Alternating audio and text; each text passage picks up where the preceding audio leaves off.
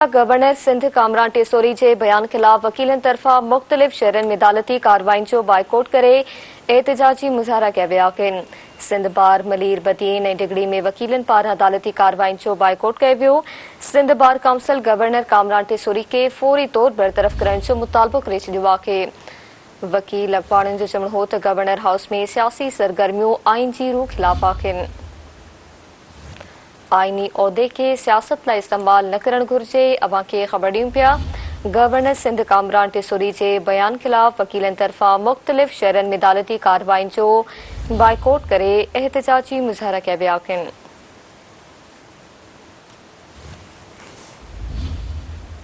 सिंध बार मलीर बदीन ऐं डिगड़ी में वकीलन पारां अदालती कार्रवाई जो बाइकॉट कयो वियो। Sindh bar council governor Kamran Tessori के फौरी तौर बरतरफ़ करण जो मुतालबो करे छॾियो आहे।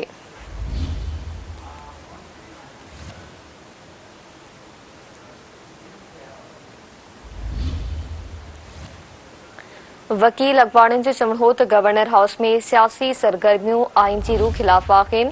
आइनी उहदे के सियासत लाइ इस्तेमाल न करण घुर्जे।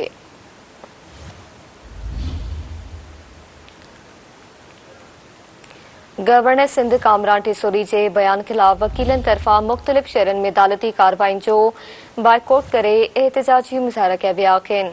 सिंध बार मलीर बदीन ऐं डिगड़ी में वकीलन पारां अदालती कार्रवाई जो बाइकॉट कयो वियो। Sindh bar council governor Kamran Tessori के फौरी तौर बरतरफ़ करण जो मुतालबो करे छॾियो। वकील अखबारनि जो चवणु हो त गवर्नर हाउस में सियासी सरगर्मियूं आइन जे रूह खिलाफ़ आहिनि। आइनी उहदे के सियासत लाइ इस्तेमाल न करण घुर्जे।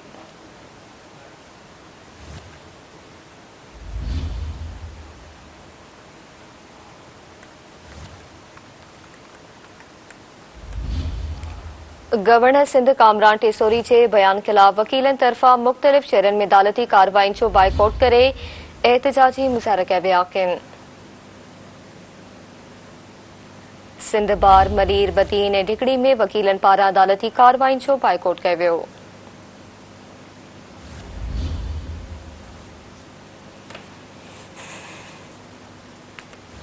Sindh bar council governor Kamran Tessori के फौरी तौर बरतरफ़ करण जो मुतालबो कयो आहे। वकील अखबारनि जो चवणु हो त गवर्नर हाउस में सियासी सरगर्मियूं आइन जे रूह खिलाफ़ आहिनि। आइनी उहदे के सियासत लाइ इस्तेमाल न करण घुर्जे।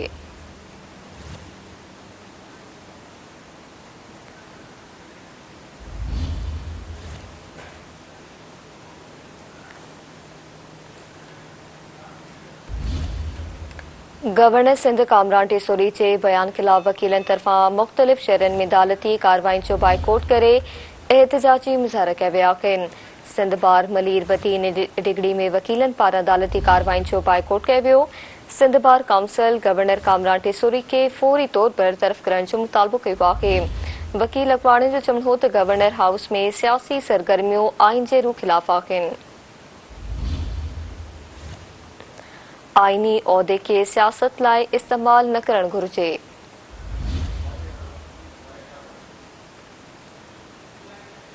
गवर्नर सिंध कामरान टेसोरी के बयान खिलाफ वकीलन तरफा मुख्तलिफ शहरन में अदालती कार्रवाई जो बाइकॉट करे एहतजाजी मुज़ाहरा किया विया आहिनि।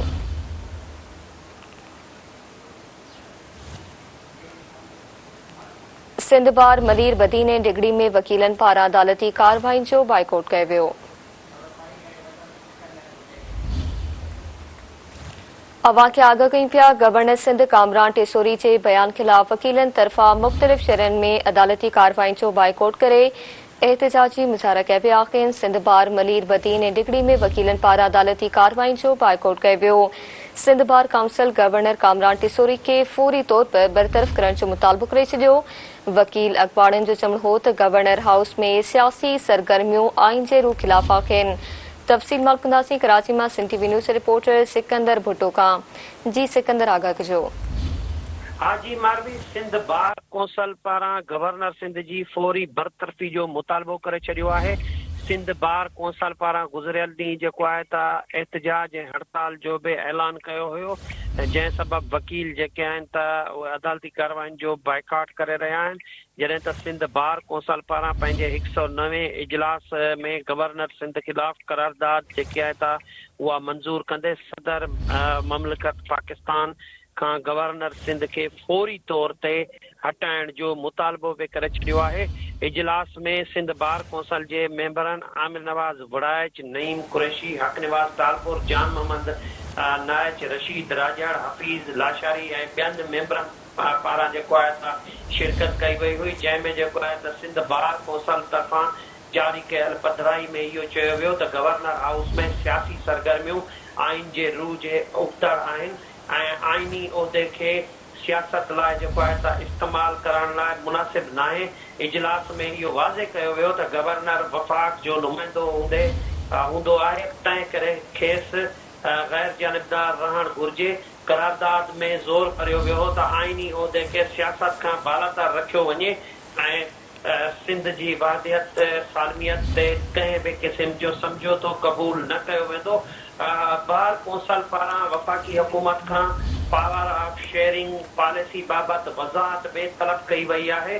सिंध बार कौंसल सदर पाकिस्तान खां मुतालबो कयो आहे त सिंध जी अवाम खे आइनी तहफ़ुज़ खे यकीन ॾियारियो वञे ऐं गवर्नर सिंध खे आइनी किरदार ताईं महदूद रखियो वञे ऐं संदन पधिराई में इहो बि चयो वियो आहे त गैर हाज़ुर मेंबरनि पूर्ण करारदाद जी तोसी करे छॾी आहे, जॾहिं त बार कौंसल वाज़े कयो आहे त हू सिंध जे आइनी हैसियत ऐं हक़नि जे तहफ़ुज़ लाइ हर क़ानूनी जेको आहे त उहो वाट अख़्तियार कंदी।